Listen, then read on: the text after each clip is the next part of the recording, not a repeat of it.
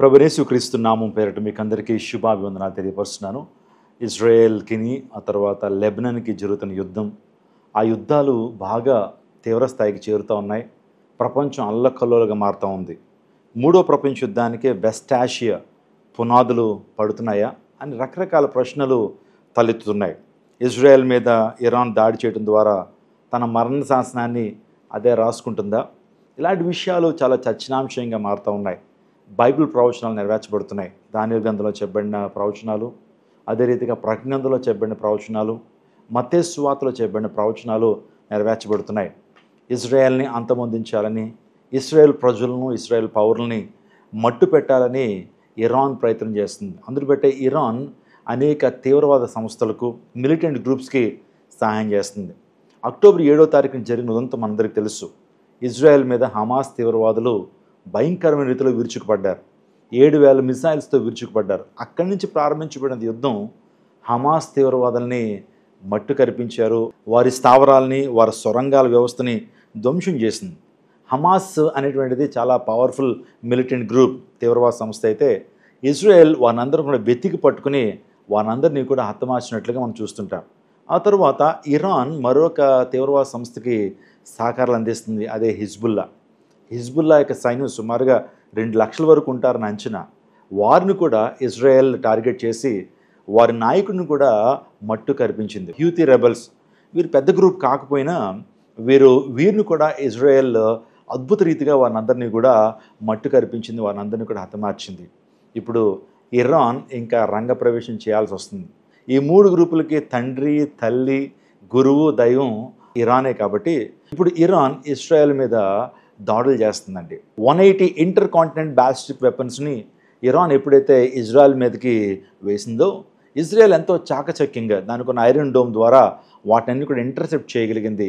మిగతా అన్ని కూడా ఎడారుల్లోనూ, నదుల్లోనూ పట్టడం ద్వారా వాటిని వదిలేయటం జరిగింది.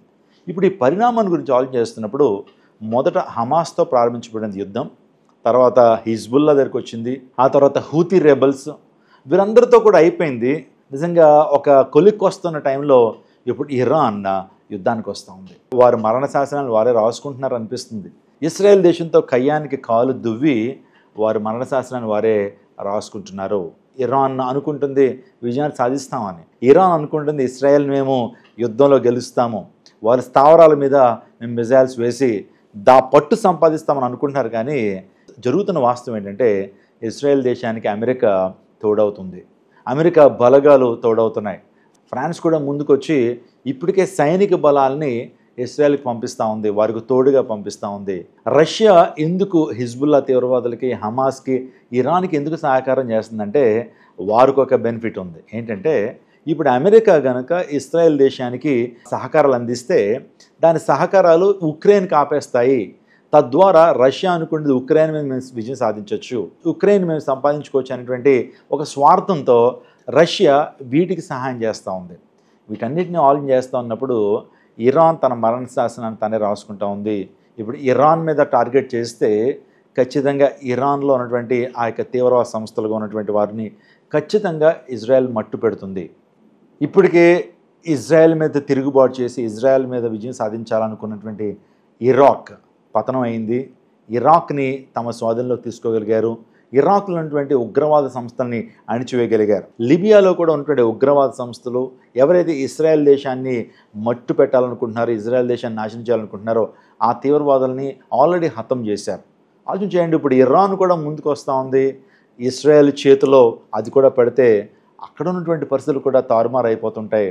అక్కడ ఉన్నటువంటి ఉగ్రవాద సంస్థలు, ఉగ్రవాద నాయకులు కూడా వారు హతం అవ్వాల్సిన పరిస్థితి వస్తుందని ప్రపంచంలో అనేక మంది విశ్లేషకులు విశ్లేషిస్తున్నారు. ఇరాన్ గురించి ఆలోచన చేస్తే ఇరాన్కి చాలా దేశాల నుంచి సపోర్ట్ రావట్లేదండి. ఇస్లామిక్ దేశాల నుంచి కూడా సపోర్ట్ రావట్లేదు. ఇస్లామిక్ వరల్డ్ రెండుగా చీలిపోయింది. ఆలోచన చేస్తే ఇరాన్కి సౌదీ అరేబియా సహకరించట్లేదు, బహ్రెయిన్ సహకరించట్లేదు, ఒమాన్ సహకరించట్లేదు, ఆ తర్వాత దోహా, ఖతార్ ఇటువంటి దేశాలు సహకరించట్లేదు. అవి కూడా ఇస్లామిక్ దేశాలైనా సరే ఇరాన్కి సహకరించాయి. ఎందుకంటే ఇరాన్లో చాలా భయంకరమైనటువంటి ఉగ్రవాదానికి సంబంధించినటువంటి అంశాలు ఉన్నాయి. మోరోవర్ ఈ దేశాలు ఏవైతే ఉన్నాయో అవి అమెరికా యొక్క నీడలో ఉన్నాయి, అమెరికా సహాయ సహకారాలు అందుకుంటున్నాయి. కాబట్టి ఖచ్చితంగా ఇరాన్కి సహకరించవు. ఇరాన్కి చాలా ఇస్లామిక్ దేశాలే సహకరించట్లేదు. ఏ విధంగా ఇరాన్ ముందుకు వచ్చి ఇజ్రాయెల్ మీద విజయం సాధిస్తుందో మీరు ఆలోచన చేయండి. కొన్ని తీవ్రవాద సంస్థలన్నీ కూడా వీరికి తోడుగా ఉంటూ పోరాటం చేస్తున్నాయి. ఇజ్రాయెల్ దేశానికి ఎవరైతే శత్రువులుగా ఉన్నారో ఆ శత్రు రాజ్యాలన్నీ కూడా ఏకమవుతున్నాయి. దీని గురించి ఆలోచన చేస్తూ ఉన్నప్పుడు మూడో ప్రపంచ యుద్ధానికి పునాదులు పడుతున్నాయి. వెస్ట్ ఏషియాలో జరుగుతున్నటువంటి భయంకర మారణ హోమము మూడో ప్రపంచ యుద్ధానికి దారి చేస్తుందా? ఇప్పటికే ధైర్యం చేసి ఇరాన్ 180 ఇంటర్ కాంటినెంట్ బ్యాలిస్టిక్ మిజైల్స్ని ప్రయోగించిందండి. ఎంతో భయంకరమైనటువంటి సంఘటనలు జరుగుతూ ఉన్నాయి. ఇప్పుడు నేడో రేపో ఇరాన్ మీద యుద్ధం ప్రకటిస్తారు ఇజ్రాయేలీలు. ఆ తర్వాత ఇరాన్కు అనుకూలమైన దేశాలన్నీ కూడా ఒకవైపు వస్తాయి, ఇజ్రాయెల్ దేశానికి అనుకూలమైన దేశాలు మరొక వైపు వస్తాయి. అమెరికా, ఫ్రాన్స్, ఆ తర్వాత యూరప్లో ఉన్నటువంటి కొన్ని దేశాలు ఇవన్నీ కూడా ఒకవైపు వస్తాయి. ఈ మూడో ప్రపంచానికి దారి చేయొచ్చేమో, ఈ మూడో ప్రపంచ యుద్ధానికి దారి తీయచ్చేమో అని అనేక మంది విశ్లేషిస్తున్నారు. బైబిల్ ఏం చెప్తుంది? కడవరి దినాల్లో, అంత్య దినాల్లో మనం ఉన్నాం. మీకు అర్థం కావాలి, ఇప్పటికే మనం కడవరి దినాల్లో ఉన్నాం. యేసుక్రీస్తు ప్రభు రాకడి దినాల్లో మనం ఉన్నాం.